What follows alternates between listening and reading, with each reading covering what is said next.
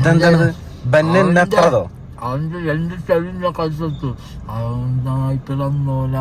ദൈവം രണ്ടെണ്ണം ഒന്നും എനിക്കും കൊണ്ടോ ചെയ്യിഷ്ട ഒരു ചെവി എനിക്കും ആർക്കാ കണ്ടറിയപ്പോ ഞാൻ അപ്പുറത്തും ഇപ്പുറത്തുള്ള ഒരു ചെവി ഞാൻ കടിച്ചെടുത്തിട്ടാ പോലെ കണ്ടത്. ബ്ലഡ് ആണോ അതില്?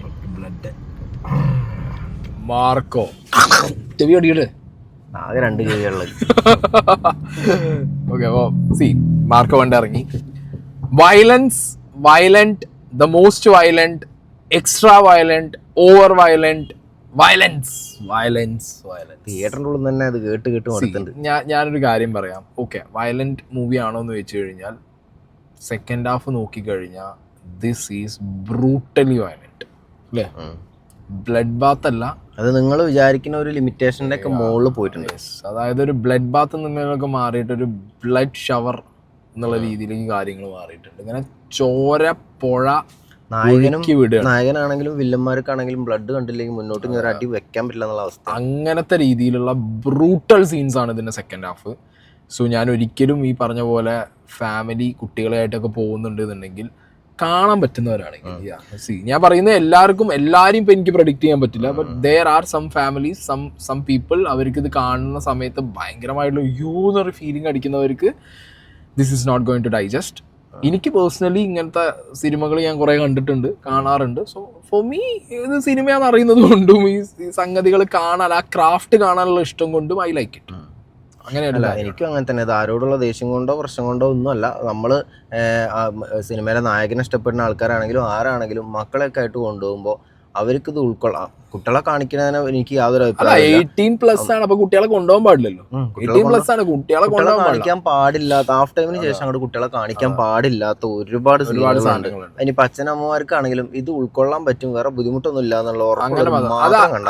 ആരാണെങ്കിലും ലൈറ്റ് ഹാർട്ടഡ് ആയിട്ടുള്ള ആളുകളാണെന്നുണ്ടെങ്കിൽ don't ever take this movie. Okay, because നിങ്ങൾക്ക് അതൊരു ഭയങ്കര ഒരു തരം ഒരു അടി തരും നിങ്ങൾക്ക് സെക്കൻഡ് ഹാഫ്. ഞാൻ പറയുന്നു 18+ ഉള്ളവർ മാത്രം കയറിയാൽ മതി. ഉടായ്പ് കാണിച്ച് കുട്ടികളെയും മക്കളെയും കൊണ്ട്, അല്ലെങ്കിൽ അതിന് താഴെയുള്ളവരോ കയറിയിട്ട് എന്ത് ചെയ്യാൻ നിൽക്കണ്ട. അത് ആദ്യമേ ഈ സിനിമയുടെ സർട്ടിഫിക്കേഷൻ കാണാമെന്ന് വിചാരിച്ച് പോയിട്ട് ബിക്കോസ് ഇങ്ങനത്തെ സിനിമകൾ ഇറങ്ങിയിട്ടുണ്ട്, ഇല്ല എന്ന് പറയുന്നില്ല. ഇനി സിനിമയിലോട്ട് വരും, ഇത് ആദ്യമേ പറഞ്ഞു വെക്കുകയാണ്. ബിക്കോസ് നമ്മൾ തിയേറ്ററിൽ നിന്ന് സിനിമാക്കാർ മാത്രം കൊണ്ട് വരില്ല,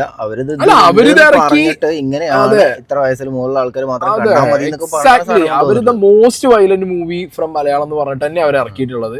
ആൻഡ് തിയേറ്ററിലാണെന്നുണ്ടെങ്കിൽ സെൻസർ കട്ട്സ് ആണെങ്കിലും ഒക്കെ ഇതിന് മുന്നേ പുറത്താണ്. അപ്പൊ ഇതൊക്കെ അറിഞ്ഞിട്ട് തന്നെ കയറുന്നവർ പിന്നെ കയറി ഇറങ്ങിയിട്ട് അയ്യോ വയലൻസ് എന്ന് പറഞ്ഞിട്ട് ഒരു കാര്യമില്ല. ഇതാണ് നമ്മൾ പോകുന്നത്, ഒളിപ്പിച്ച് വെച്ചിട്ടൊന്നല്ല നമ്മൾ കയറ്റിയിട്ടുള്ളത് അതിൻ്റെ ഉള്ളിൽ. അതെ, അപ്പൊ അതൊരു പടത്തിന് ആൾക്കാരും പറയരുത്, അത് നിങ്ങളെ കയ്യിലാണ് ഇരിക്കുന്നത്, നിങ്ങൾക്ക് കാണണോ വേണ്ടതെന്നുള്ളത് നിങ്ങളെ ചോയ്സ് ആണ്. ഇത്രയും വയലൻസ് പിന്നെ കണ്ടു വന്നിട്ട് അയ്യോ വയലന്റ്. ഞാൻ ജിത്തുബായിനോട് ചില സീൻസ് കഴിഞ്ഞപ്പോൾ പറഞ്ഞു, ഇത് നമ്മുടെ നാട്ടിൽ ഈ പടം ഓടിക്കും.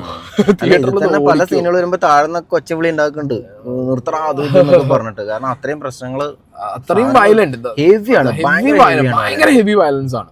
Okay, second half especially. പിന്നെ കഥ സിനിമയിലേക്ക് വരുമ്പോൾ സ്പിൻ ഓഫ് ആണ് മിക്കായിലെ മാർക്കോ എന്ന് പറഞ്ഞ ക്യാരക്ടർ എന്നൊക്കെ പറയുമ്പോഴും this is like A different. ഇത് വേറെ എന്നുള്ളതാണ് എനിക്ക് പേഴ്സണലി ഫീൽ ആയത്. നോർമൽ കഥയുടെ ഒരു ഫാമിലി, നമ്മൾ ഈ വയലൻസ് അങ്ങോട്ട് മാറ്റി നിർത്തുകയാണെങ്കിൽ സിനിമയിൽ പ്രത്യേകിച്ച് കഥ എന്ന് പറഞ്ഞാൽ വെരി നോർമൽ ഫാമിലി. ഒരു നമ്മളെല്ലാ ഗാങ്സ്റ്റർ പടങ്ങളിലും അല്ലെങ്കിൽ ഈ സ്മഗ്ലേഴ്സ് ഫാമിലിയിൽ കാണുന്ന ഹൈ പ്രൊഫൈൽഡ് ആയിട്ടുള്ള ആളുകളുടെ സ്ഥാനത്തിൽ കാണുന്ന ആ വെരി നോർമൽ റിവെഞ്ച്, പിന്നെ അതിൽ നിന്ന് വരുന്ന അഗ്രഷൻ, വയലൻസ്, പിന്നെ പാസം, സെന്റിമെന്റ്സ്, പാസം, അങ്ങനത്തെ സാധനങ്ങൾ തന്നെയാണ് ഈ സിനിമയുടെ ഒരു സ്റ്റോറി ലൈൻ എന്ന് പറയുന്നത്. Very predictable. സാധാരണ ഇങ്ങനത്തെ സിനിമയ്ക്ക് ഉണ്ടാവുന്ന എല്ലാ പാക്കേജുകളും ഉള്ള, അതെ, അതാണ് ഇതിന്റെ കഥ. അതാണ് ഇതിന്റെ കഥ എന്ന് പറയുന്നത് ഈ ഫാമിലി പാസം തന്നെയാണ്. ആൻഡ് ഈ ഫാമിലി പാസവും പിന്നെ ഇതിന്റെ ബാക്കി പരിപാടികളൊക്കെ നമുക്ക് ഫസ്റ്റ് ഹാഫിൽ തന്നെ മനസ്സിലാവും. ആരാരെ പോട്ടു, ഇനി ആരാരെ പോടും എന്നുള്ളതൊക്കെ നമുക്ക് എല്ലാം കംപ്ലീറ്റ് സാധനം. അതൊന്നും നമ്മൾ മറ്റേ ഒന്നും ചിന്തിക്കാനൊന്നുമില്ല, ഇരുന്ന് കണ്ടാ മതി. കാണണം, മൈൻഡ് ഗെയിം അല്ല, ചുമ്മാ നമുക്ക് കാര്യം മനസ്സിലാക്കിയിട്ട് ഇങ്ങനെ ഇരുന്ന് നമുക്ക് കാണുന്നത് എങ്ങനെയായിരിക്കും, എന്തായിരിക്കും. അതായത് നമ്മളെ എക്സ്പെക്ടേഷൻ എന്താ, ഏത് വയലൻസ് മെത്തേഡ് ഉപയോഗിച്ചിട്ടാണ് ഇത് നടത്താൻ പോണേ എന്നുള്ളത്. അതാണ് നമ്മളെ എക്സ്പെക്ടേഷൻ തിയേറ്ററിൽ ഇരിക്കുമ്പോൾ. സാധാരണ നമ്മൾ കഥയിൽ എന്ത് നടക്കുന്നുള്ള എക്സ്പെക്ടേഷന് പകരം മാർക്കോ കാണുമ്പോൾ നമുക്ക് ഇവൻ മറ്റവനെ പോടും, പക്ഷെ ഏത് രീതിയിൽ പോടും എന്നുള്ളതാണ്, അതിനെക്കുറിച്ച് മാത്രം ആലോചിച്ചാൽ മതി. പിന്നെ അല്ല സാധാരണ ഒരു പടം കാണുമ്പോൾ നമുക്ക് ഒന്നും ഇനിയിപ്പോ വില്ലനെ എങ്ങനെയാവും അല്ല ആരാവും കൊല്ല ഏത് രീതിയിലോ അതൊന്നും ആലോചിക്കാല്ല, കൊല്ലുന്ന ഉറപ്പാണ്. അത് എങ്ങനെ കൊല്ലുന്നുള്ളത് മാത്രം നമ്മൾ ചിന്തിച്ച് അവിടെ ഇരുന്നാൽ മതി. സോ കഥയിലോട്ട് വരുമ്പോൾ അങ്ങനത്തെ ഒരു എന്താ പറയാ ഫ്രഷ് എലമെന്റ്സ് ഒന്നും കഥയ്ക്കകത്തില്ല. ഒരു വെരി നോർമൽ ബേസിക് സാധനം തന്നെ ഈ റിവെഞ്ച് സാധനത്തിനകത്ത് കാണുന്ന അതേ സംഗതി. ആൻഡ് പാസം എനിക്ക് വളരെ ഓവർഡോസ് ആയിട്ട് ക്രിഞ്ചായിട്ടാണ് എനിക്ക് പേഴ്സണലി പാസം തോന്നിയത് ഈ സിനിമയ്ക്കകത്ത്. അതും ചില സമയത്ത് പാസം കാണിച്ച് കഥ പോയി തല്ലടാന്നൊക്കെ പറയാൻ തോന്നുന്ന രീതിയിലും പാസം കാണിക്കണ്ടേ. പാസം വളരെ ശോകമായി പോയിരുന്നു. ഒരു ഇങ്ങനത്തെ അൾട്രാ വയലന്റ് റിവെഞ്ച് സാധനങ്ങൾക്കകത്ത് ഇപ്പൊ ഞാൻ വേറെ പടങ്ങളായിട്ടൊന്നും കമ്പയർ ചെയ്യുന്നില്ല, അങ്ങനെ കമ്പയർ ചെയ്യാൻ പറ്റിയ ഒരു സംഗതി അല്ല ഇത്. ഇതൊരു ഡിഫറെൻറ്റ് സാധനം, അതൊക്കെ വേറെ ഡിഫറെൻറ്റ് സാധനങ്ങൾ. പക്ഷേ സ്റ്റിൽ ഇതേ ജോണറിലുള്ള പടങ്ങൾ, അതായത് വയലൻസ് റിവെഞ്ച് ജോണറിലുള്ള ഇങ്ങനത്തെ സിനിമകളിൽ ശരിക്കും പാസം ശരിക്കും വർക്കൗട്ട് ആവണം. ഇത് സെന്റിമെന്റ് സീന് എനിക്ക് പേഴ്സണലി ഒട്ടും എവിടെയും ഒരു സെന്റിമെന്റ്സും കണക്ട് ആയിട്ടില്ല. എനിക്ക് വയലൻസ് പിന്നെയും കണക്ട് ആയി, സെന്റിമെന്റ്സ് എനിക്ക് ഒട്ടും കണക്ട് ആയില്ലല്ലോ. അത് എന്താ പറയാ, ഇപ്പോൾ വയലൻസ് പടമാണ്, അതുകൊണ്ട് ഇത് വയലൻസ് കാണിക്കണം എന്ന് വെച്ചിട്ട് കുറെ വയലൻസ് അതിൽ കുത്തിക്കയറ്റിയ പോലൊക്കെ എനിക്ക് തോന്നിയിട്ടുണ്ട്. പല സ്ഥലത്തും വയലൻസ് മുളച്ചിക്കണമല്ലോ. അപ്പോൾ പാസം എനിക്ക് പേഴ്സണലി ഇതിൻ്റെ ഫാമിലി സെന്റിമെന്റ്സ് ആ ഡ്രാമ പ്ലോട്ട് എനിക്ക് വർക്കായിട്ടില്ല. ബട്ട് എഗെയിൻ ഞാൻ പറഞ്ഞല്ലോ, ഈ സിനിമ ഞാൻ പേഴ്സണലി കണ്ടത് ഈ പറഞ്ഞ ഓവർ ഹൈപ്ഡ് വയലൻസ് എന്നുള്ള സാധനത്തിന് മുകളിൽ തന്നെയാണ് ഞാൻ കയറി കണ്ടത്. അങ്ങനെ വെച്ച് നോക്കുമ്പോൾ ഞാൻ പറയാം, പടത്തിൻ്റെ ഫസ്റ്റ് ഹാഫിൽ കംപ്ലീറ്റ് ബിൽഡപ്പ് കംപ്ലീറ്റ് ബിൽഡപ്പ്. പക്ഷേ പടത്തിൻ്റെ ഫസ്റ്റ് ഹാഫ് മൊത്തം ബിൽഡപ്പ് കൊണ്ടുപോയത് വില്ലന്മാരായിരുന്നു അല്ലേ. അതെ, അതിൽ പ്രത്യേകിച്ച് സംസാരിക്കാൻ പോലും ഉണ്ടായിരുന്നില്ല. ഉണ്ണിമൂന്തനാണെന്നുണ്ടെങ്കിലും നമ്മളെ വളരെ കുറവായിരുന്നു. വില്ലന്മാരാണ് വില്ലന്മാരങ്ങോട്ട് കേറി അടിച്ച്, അത് എസ്പെഷ്യലി നമ്മുടെ ഇയാള് ജഗദീഷ് ഏട്ടൻ തൂക്കി അടിച്ച് സാധനം എടുത്തിട്ട് കൊണ്ടുപോയിട്ടുണ്ട്. പിന്നെ കമ്മിങ് ടു സിദ്ദിഖിനെ എടുത്തു പറയണം. സിദ്ദിഖിന്റെ കോൾഡ് റോളുകളിലെ ചില പെർഫോമൻസിലെ ചില സാധനങ്ങളൊക്കെ നമുക്ക് എപ്പോഴും ആ സിനിമയിൽ ബാക്കി ആരുള്ളതിനേക്കാൾ കൂടുതൽ മൂപ്പർക്ക് ഈ കയ്യടിയും സാധനവും കിട്ടാറുണ്ട്. അത് ഇതിലും കിട്ടിയിട്ടുണ്ട് അല്ലേ. സിദ്ദിഖിന്റെ സിദ്ദിഖിനാണെങ്കിലും ഇപ്പൊ ജഗദീഷേട്ടനാണെങ്കിലും ഒക്കെ പതിപോലെ കിട്ടുന്ന സാധനങ്ങള്. അതെ, അത് അങ്ങനെ കിട്ടി പോയിട്ടുണ്ട് കേട്ടോ. കാരണം അത് അവർ നോർമലി വളരെ ഈസിയാണ്. ഇപ്പൊ അവർക്ക് കേക്ക് വാക്കാണ് ജഗദീഷും സിദ്ദിഖിനും എന്നൊക്കെ പറഞ്ഞു കഴിഞ്ഞാൽ ഇങ്ങനത്തെ റോളുകൾ, ഈ കോൾഡ് സാധനങ്ങൾ ഭയങ്കര ഈസി ആയിട്ട് അവർ ചെയ്ത് തഴമ്പിച്ച ആ വില്ലൻ കോൾഡ് സാധനങ്ങൾ അവർ വളരെ ഈസി ആയിട്ട് ചെയ്യുന്നുണ്ട്. അത് ആളുകൾ ഇപ്പോഴും ആക്സെപ്റ്റ് ചെയ്യുന്നുണ്ട്. അത് അങ്ങനെ തന്നെ അവർ ചെയ്തു വെച്ചിട്ടുണ്ട്. ഇനി പറയാനുള്ളത് ഉണ്ണിമൂന്തനിക്ക് വന്നെങ്കിൽ അയാളെ ആക്ഷൻ എനിക്ക് ഭയങ്കര ഇഷ്ടമായി. നല്ല ഫ്ലുവൻ്റ് ആയിട്ടാണ് ആക്ഷൻ ഒക്കെ ചെയ്യണത്. നമ്മളിങ്ങനെ എന്നും തല്ലി ഇതൊക്കെ നടന്ന് ശീലമുള്ള ഒരാളെ പോലെ തന്നെയാണ്. നല്ലൊരു KGF ഉള്ള പോലെ നമ്മൾ ഒരു ആക്ഷൻ ചെയ്യുന്ന ആളെ എങ്ങനെ ചെയ്യണം അത് നന്നായി പെർഫോം ചെയ്തിട്ടുണ്ട്. മാർക്കോ എന്ന് പറഞ്ഞ ക്യാരക്ടർ, അതാണ് ഈ സിനിമേൻ്റെ കോർ. ഓക്കെ, മാർക്കോ എന്ന് പറഞ്ഞ ക്യാരക്ടറിൻ്റെ സ്റ്റൈൽ അടിപൊളിയാണ്, കോസ്റ്റ്യൂംസ് അടിപൊളിയാണ്, സ്വാഗ് അടിപൊളിയാണ്. And coming to the fight especially നല്ല എഫേർട്ട്. അതിൽ സെക്കൻഡ് ഹാഫിലെ ഒരു ഫൈറ്റ്, ഒരു കോണിക്കൂടിലുള്ള ഫൈറ്റ് എന്നൊക്കെ പറഞ്ഞു കഴിഞ്ഞാൽ അത് പുൾ ഓഫ് ചെയ്യാൻ വളരെ പാടാണ്. എനിക്ക് തോന്നുന്നു ഈ സിനിമയിൽ തന്നെ ഏറ്റവും കൂടുതൽ എഫേർട്ട് എടുത്ത് അവര് ടീമിനും അത് ഭയങ്കര പാടുള്ള പരിപാടിയാണ്. അത് നന്നായിട്ട് പുൾ ഓഫ് ചെയ്തു. പക്ഷെ ഞാൻ പറയട്ടെ, എനിക്ക് ഇതിനകത്തൊരു ഓവർ ഡോസ് ഓഫ് വയലൻസ് കാണിച്ചത് fine, that's okay. Over dose കാണിച്ചാലും ഇറ്റ്സ് ഫൈൻ. പക്ഷേ ഈ വയലൻസിലോട്ട് എത്തുമ്പോൾ ഇതിനകത്ത് കുറേ സാധനങ്ങൾ നമുക്ക് എക്സ്ട്രാ ഫിറ്റിംഗ് ആയിട്ട് തോന്നി. എനിക്കിത് വയലൻസിന് വേണ്ടി വെച്ച എക്സ്ട്രാ ഫിറ്റിംഗ് എന്ന് പറഞ്ഞപ്പോൾ ഞാൻ പറയാം, ഒരാളെ ഒരു നായകൻ അടിക്കാൻ പോകുമ്പോൾ അടി കിട്ടിയ ഉടനെ, ഇപ്പോൾ ഇരുമ്പോണ്ട് അടി കിട്ടിയാലും കൈ കൊണ്ട് അടി കിട്ടിയാലും ടൊമാറ്റോ പാക്കറ്റ് പൊട്ടണോ അതിൽ ചൊരപ്പൊക്കെ തന്നെ എഴുതി തരണം. അങ്ങനത്തെ സാധനങ്ങളൊക്കെ ഓവറാണ്. ലൈസിന്റെ ഒക്കെ പരിസരത്ത് കണ്ടില്ലേ, പാക്ക് പൊട്ടിയുമ്പോൾ ക്ലിക്ക് അങ്ങനെയൊക്കെയാണ്. അതുപോലെ പല സമയങ്ങളിൽ ഞാൻ ശ്രദ്ധിച്ചൊരു കാര്യം എന്താ വെച്ചാൽ ഉണ്ണിമൂന്നൻ തല്ലാൻ വേണ്ടിട്ട് കൈ തലയൊക്കെ പൊട്ടിത്തെറിക്കണം. അങ്ങനത്തെ സാധനങ്ങളുണ്ടല്ലോ. ഇപ്പോൾ ഞാൻ പറയാം, ധീരയിലൊക്കെ നമ്മൾ കണ്ടിട്ടുണ്ട് മറ്റേ ഇയാളുടെ ക്യാരക്ടർ അങ്ങനെ വേറെ രാംചരന്റെ ക്യാരക്ടർ 1000 ആളെ 100 ആളൊക്കെ അടിച്ചിരുന്നു. അത് പറഞ്ഞ അടിയാണ്. ഇതിനകത്ത് ഉണ്ണിമൂന്നൻ എത്ര ആളെ അടിച്ചു പോകുന്നു ഒരു അനിമൽ ഈ അടുത്ത് കണ്ടിട്ടുണ്ടായിരുന്നു രൺബീറിന്റെ ക്യാരക്ടർ. പക്ഷെ എനിക്ക് എന്തായാലും സംഭവം കിട്ടിയത് അടിപൊളി. അതൊക്കെ നിങ്ങൾ അതൊക്കെ പക്ക തിയേറ്റർ. ഇത് ഞാൻ പറയട്ടെ, ഇതിലെല്ലാം തിയേറ്റർ എക്സ്പീരിയൻസ് ആണ്. ഓക്കെ, പക്ഷെ ഈ ഓവർഡോസ് ആണ്. നിങ്ങൾക്ക് അതല്ലേ തോന്നിയത്? ഹെവി ഓവർഡോസ് ആണ്. അതന്നെ പലതും ഇത് വയലൻസ് ആണ്. അതുകൊണ്ട് ഞങ്ങൾ ഇന്ന് പൊളിക്കും, ഞങ്ങൾ ഇന്ന് സംഗതി കിട്ടിയോണ്ട് രീതിയിലാണ് കാച്ചിട്ടുണ്ട്.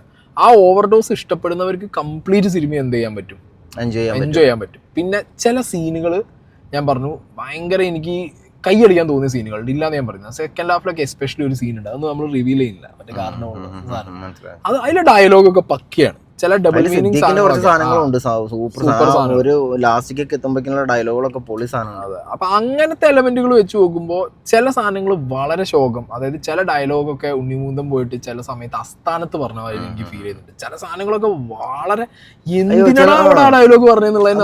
ഉണ്ണിമൂന്തൻ നന്നായി വന്ന് ചില സാധനങ്ങൾ പറയണേക്കുമ്പോ അയ്യാ വന്നതിന്റെ ഒരു പവർ ഒന്നും കിട്ടാത്ത പോലെ തോന്നി പല സ്ഥലത്ത്. By the way this is ഉണ്ണിമൂന്തനെ ഞങ്ങൾ പേഴ്സണലി അല്ല പറയുന്നത്. ഇനിയിപ്പോ അതിന്റെ പേരിൽ രാത്രി വേണ്ട, ഇത് മാർക്കോ എന്ന് പറഞ്ഞ ക്യാരക്ടറിൽ ഉള്ള സംഗതിയാണ് ഞങ്ങൾ പറഞ്ഞുകൊണ്ടിരിക്കുന്നത്. ഓക്കെ, അപ്പൊ സംഗതി എത്രയേ ഉള്ളൂ, ആ ക്യാരക്ടറിന് ആവശ്യമായിട്ടുള്ള മാസും സ്വാഗും അതിനെ ഓവറാക്കാൻ ശ്രമിച്ച് കുളിപ്പിച്ച് കുട്ടീനെ ഇല്ലാതാക്കി ചില പോർഷൻസിൽ എടുത്ത് കാണുന്നുണ്ട്. അത് ഒഴിവാക്കാമായിരുന്നു എന്നുള്ളതാണ് എൻ്റെ പേഴ്സണൽ സംഗതി. കാരണം ആ സീനുകളിലുള്ള ഡയലോഗുകൾ ഒഴിവാക്കായിരുന്നു.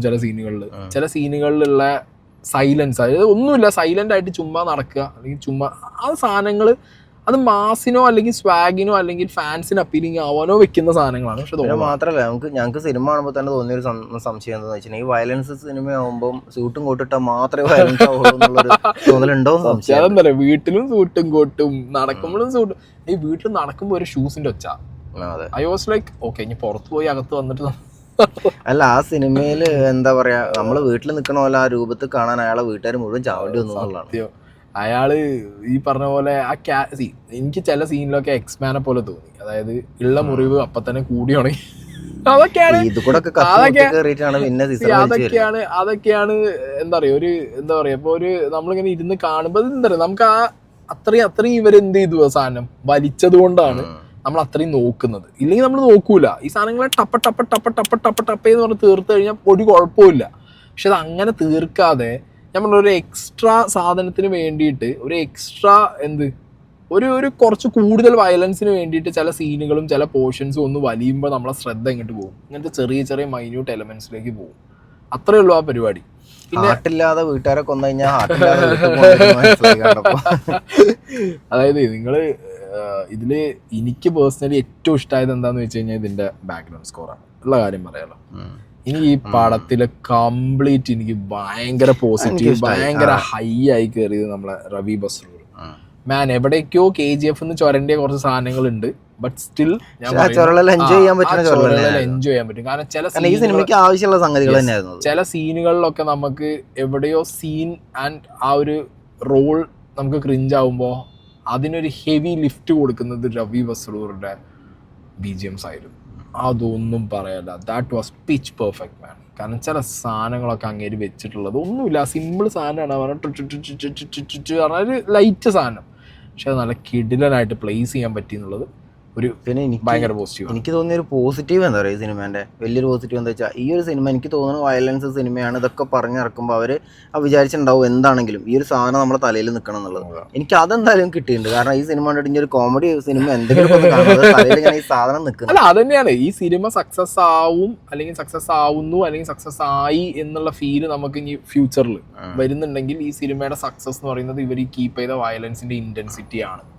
അതാണ് പറയാനുള്ളത്. ഇതിന്റെ സെക്കൻഡ് ഹാഫിൽ ഇവർ കീപ്പ് ചെയ്ത വയലൻസിന്റെ ഇന്റൻസിറ്റി വാസ് ലൈക്ക് ഇവിടെയാണ്. കാരണം ഒരു ലിമിറ്റേഷൻസും ഇല്ല വയലൻസിനൊന്നും. അവർ കാണിക്കുന്നത് അവർ പച്ചയ്ക്ക് കാണിച്ചു.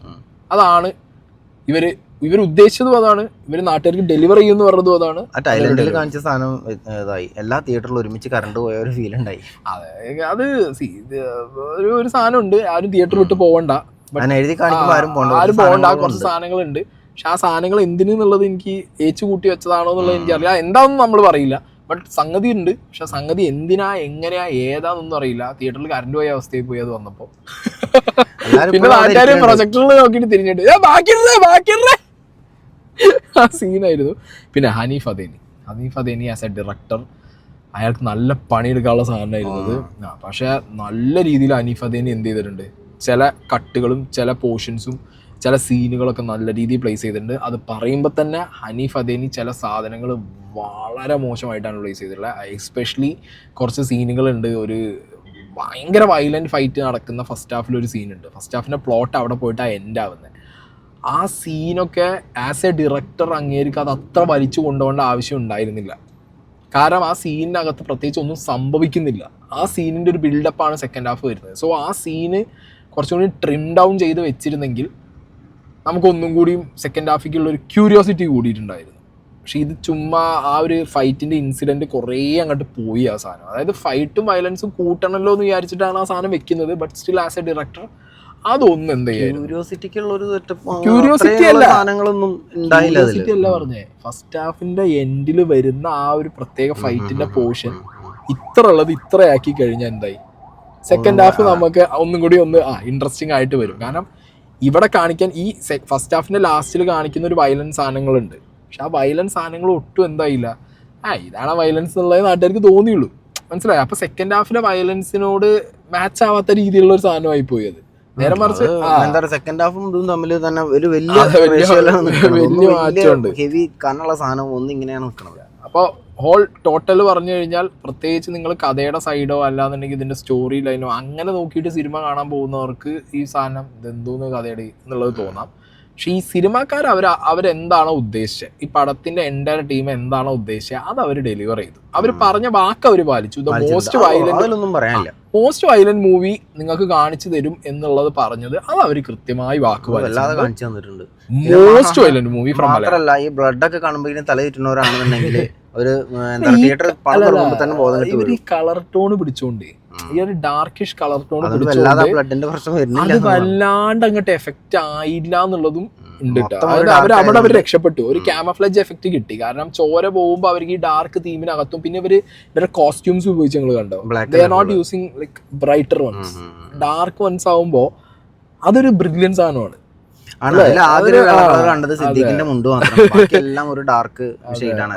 അതൊരു സൂപ്പർ സാധനം. സ്ക്രീനിന് എപ്പോഴും ഒരു ബ്ലാക്ക് ആണ് ഇരുന്നത്. ആ മൂഡ് KGF മൂഡ് അതിൽ നമുക്ക് കൂൾ ആയിട്ടുള്ള ഒരു പിക്ചർ അതിൽ കണ്ടത് ആ ലാസ്റ്റിലാണ്. ആ ബീച്ചിന്റെ ഒരു സൈഡ് കാണുമ്പോൾ മാത്രമാണ് ഒരു സുഖം കിട്ടിയത്. അപ്പോൾ ഹോൾ ഇൻ ഓൾ ഞാൻ ഒരു സീനിനെ കുറിച്ച് പറയണേ. ആ സീനിക്ക് ഭയങ്കര ഇഷ്ടമായി. ഞാൻ പട്ടി നടന്നത് ഇങ്ങനെ ആ പട്ടി ഇങ്ങനെ നടന്നു പോകുന്ന സാധനം ഉണ്ടല്ലോ, അത് രസമായിരുന്നു. അതെനിക്ക് പേഴ്സണലി നല്ല രീതിയിൽ ആ സാധനം കിട്ടിയിട്ടോ. കാരണം അതൊരു രസമാണ്. കാരണം ഹസ്കിയും കൂടിയാണ്. ഉണ്ണിമൂന്നന്റെ ഡോഗ് ചന്ദ്രു സെൽവരാജ് ആണ് ഇതിന്റെ ക്യാമറ ചെയ്തിട്ടുള്ളത്. അഗെയിൻ സിനിമാറ്റോഗ്രാഫർ കൊള്ളാം അല്ലേ. ചില സാധനങ്ങളൊക്കെ നല്ല കിടലായിട്ട് അയാൾ എടുത്ത് വെച്ചിട്ടുണ്ട്. സോ ഹോൾ ഇൻ ഓൾ ഞാൻ പറഞ്ഞല്ലോ, ഈ സിനിമാക്കാർ ഉദ്ദേശിച്ചത് ദ മോസ്റ്റ് വയലന്റ് മൂവി ആണെന്നുണ്ടെങ്കിൽ ദേ ഡെലിവേർഡ് ഇറ്റ്. ഉദ്ദേശിച്ച സാധനം തന്നിട്ടുണ്ട്. പിന്നെ അത് നിങ്ങൾക്ക് ഇഷ്ടപ്പെടുകയില്ല എന്നുള്ളത് പറയാൻ പറ്റില്ല. കാരണം അത്രമാത്രം മനസ്സിന് ഉറപ്പില്ലാത്തൊരു കണ്ടു കഴിഞ്ഞാൽ ബുദ്ധിമുട്ട് തന്നെ ആയിരിക്കും. ഞാൻ പേഴ്സണലി പറയാം, എനിക്ക് വയലൻസും വയലന്റ് മൂവീസും ഇഷ്ടപ്പെടുന്ന ഒരാളാണ്. വയലന്റ് ആയിട്ടുള്ള മൂവീസ് വരുമ്പോൾ അതിനുള്ള വയലന്റ് എലമെന്റിന് ഒരു മീറ്റർ ഒന്നും ഞാൻ വെക്കാറില്ല. എന്ത് വേണേ ഒരു വയലന്റ് മൂവിക്കകത്ത് കാണിക്കാം. That's up to that creator, ആ മൂവിയുടെ ക്രിയേറ്ററിന്റെ അടുത്താണ്. കാരണം ഇവിടെ സെൻസർ ബോർഡും കാര്യങ്ങളൊക്കെ ഉണ്ട്.